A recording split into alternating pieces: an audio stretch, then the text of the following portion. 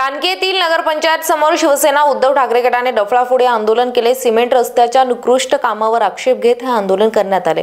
कार्यकारी अधिकारी आणि ठेकेदार विरोधात संताप व्यक्त केला जातोय। आंदोलकांनी अधिकाऱ्यांना 15 दिवसात काम सुधारण्याची वेळ दिली आणि आंदोलन माघारी घेतले। पाहूयात। दानकी येथील नगरपंचायतीसमोर शिवसेना उद्धव ठाकरे गटाने डफळाफोडी आंदोलन केलं।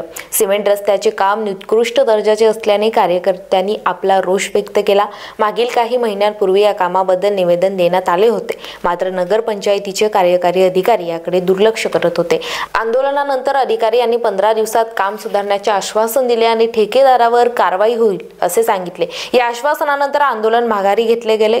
बोला सर, आपला परिचय द्या। मी संजय आनंदराव कुंभरवार, उबाटा शिवसेनेचा तालुका प्रमुख आहे आणि आज स्टार महाराष्ट्रशी मुलाखत करत आहे। आज तुमचं डपली आंदोलनाचं काय झालं? आज डपली आंदोलन अशा प्रकारे ठरलं होतं की आम्ही याच्या अगोदर निवेदनाद्वारे नगरपंचायतला अनेक वेळा पत्रव्यवहार करून सुद्धा अतिशय निकृष्ट दर्जाचे ढाणकीमध्ये धुरडामय रस्ते केलेले आहेत। त्या रस्त्याच्यामुळं बऱ्याच लोकांचं आरोग्य धोक्यात आलेलं आहे। अशा वेळेस आम्ही नगरपंचायतला वारंवार सूचना दिल्या लेखी स्वरूपात, पण नगरपंचायतनं कुठलीही ॲक्शन न घेतल्यामुळं आज आम्ही दिलेल्या सूचनेप्रमाणे डपली बजाव आंदोलन आज नगरपंचायतवर नेलं। नगरपंचायतनं आम्हाला 15 दिवसाचा अल्टिमेटम दिला।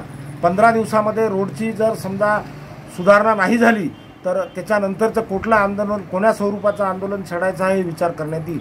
स्टार माझ्या आज स्टार महाराष्ट्रशी आज मी माझी मुलाखत देत आहे। Ramrao Rathod, star Maharashtra news, दानकी।